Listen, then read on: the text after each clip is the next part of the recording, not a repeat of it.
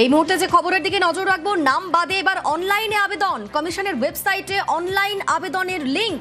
শনিবার রাতে তৃতীয় সাপ্লিমেন্টারি তালিকা প্রকাশ। কমিশনের ওয়েবসাইটে অনলাইন আবেদনের লিঙ্ক।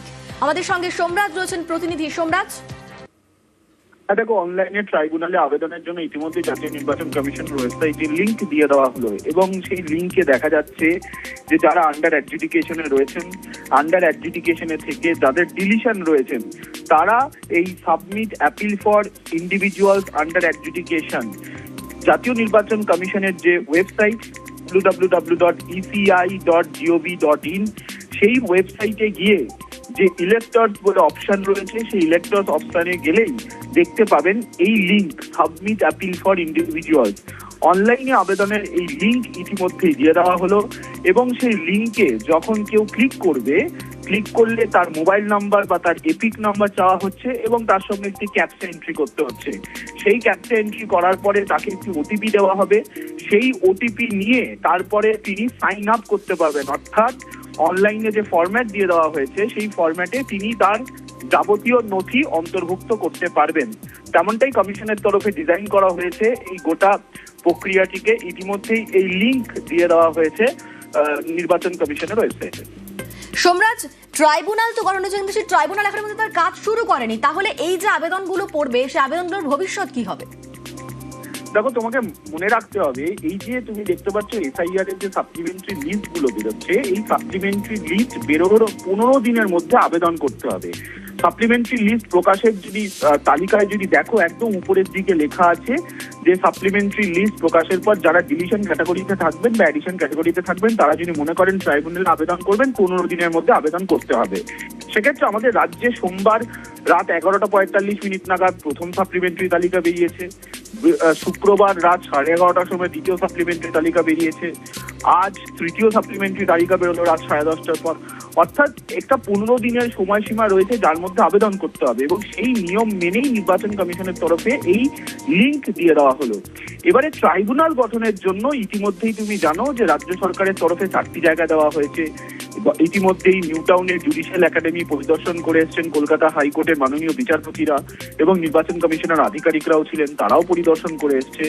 প্রাথমিকভাবে নিউ টাউনের জুডিশিয়াল একাডেমিতে ট্রাইব্যুনাল তৈরি হওয়ার প্রক্রিয়াও শুরু হচ্ছে এবং মনে করা হচ্ছে আগামীকাল বা সোমবারের মধ্যে এই ট্রাইব্যুনালের কাজ কিভাবে শুরু হবে তা নিয়ে একটা কোনো সিদ্ধান্তে আসা হবে বলেই মনে করা হচ্ছে। কিন্তু প্রাথমিকভাবে অনলাইনে যে আবেদনের যে প্রক্রিয়া, যেটা ড্রাই রান করছিল ইলেকশন কমিশন, সেই অনলাইনে আবেদনের লিঙ্ক দিয়ে দেওয়া হলো এবং মনে করা হচ্ছে কিছুদিনের মধ্যে বা অল্প কিছুদিনের মধ্যেই অফলাইনেও কিভাবে আবেদন করতে হবে তারও নির্দিষ্ট প্রক্রিয়া জানিয়ে দেওয়া হবে নির্বাচন কমিশনের তরফে।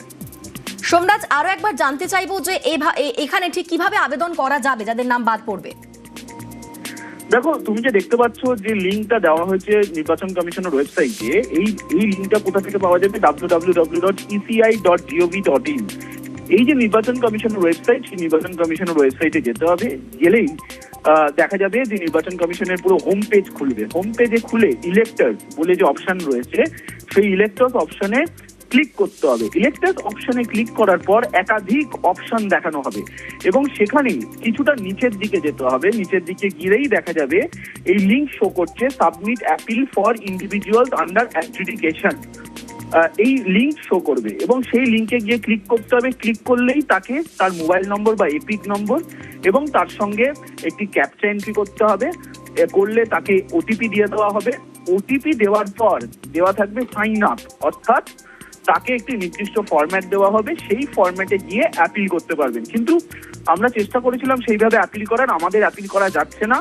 আন্ডার অ্যাডজুডিকেশনে যারা রয়েছেন তারা যে মোবাইল নাম্বার বা এপিক নাম্বার দিয়ে রেখেছেন, সেই এপিক নাম্বার বা মোবাইল নাম্বার দিয়েই কিন্তু সাইন আপ করতে পারবেন। অর্থাৎ যারা আন্ডার অ্যাডজুডিকেশনে রয়েছেন, যারা ডিলিশন ক্যাটাগরিতে রয়েছে, তাদের ডেটা জাতীয় নির্বাচন কমিশনের সফটওয়্যারই রয়েছে। ফলত নির্বাচন কমিশন এমনভাবে সফটওয়্যারটি তৈরি করেছে যারা ডিলিশন ক্যাটাগরিতে রয়েছেন তারাই কিন্তু সাইন আপ করতে পারবেন। তেমনটাই মনে করা হচ্ছে। আগামীকাল সকালের পর কমিশনের তরফে আরো বিষয়টা স্পষ্ট করা হবে বলেই মনে করা হচ্ছে। সোমরাজ, ট্রাইব্যুনাল যখন কাজ শুরু করবে তারপরেও কি এই লিঙ্কের মাধ্যমে আবেদন করা যাবে? তখন কি এই লিঙ্কটা ভ্যালিড থাকবে? একদমই, কারণ ট্রাইব্যুনাল তো আপাতত থাকবেই যতদিন না পর্যন্ত সব অভিযোগের নিষ্পত্তি করা শেষ হচ্ছে। ততদিন পর্যন্ত ট্রাইব্যুনালে কাজ করে যাবে।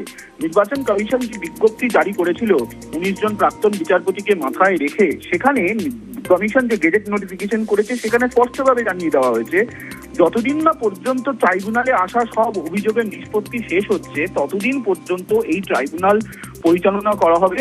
যেখানে 19 জন প্রাক্তন বিচারপতিকে রাখা হয়েছে ট্রাইব্যুনালে, জেলা ভিত্তিক ট্রাইব্যুনাল তৈরি করা হয়েছে। প্রত্যেকটি ট্রাইব্যুনালই যতদিন না পর্যন্ত ট্রাইব্যুনালে আসা অভিযোগের নিষ্পত্তি সব শেষ হচ্ছে ততদিন পর্যন্ত এই ট্রাইব্যুনাল কাজ করবে।